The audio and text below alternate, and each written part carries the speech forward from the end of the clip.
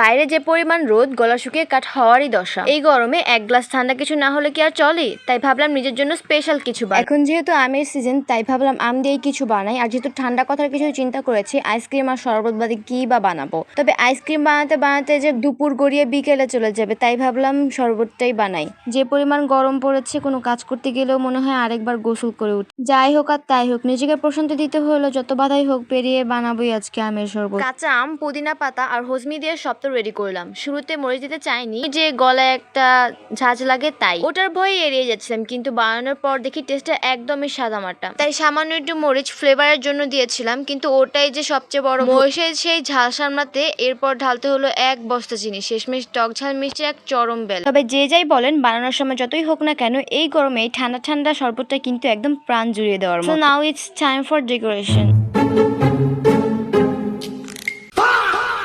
ডেকোরেশনে 12টা বাজাতে বাজাতে অবশেষে আমি রেডি করতে পেরেছি আমার স্পেশাল ম্যাঙ্গো জুস।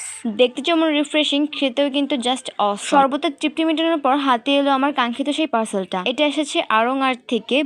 বক্সের মধ্যে কি আছে তা না হয় অজানাই থাক। That's for today. দেখা হবে পরবর্তী কোনো ভিডিওতে।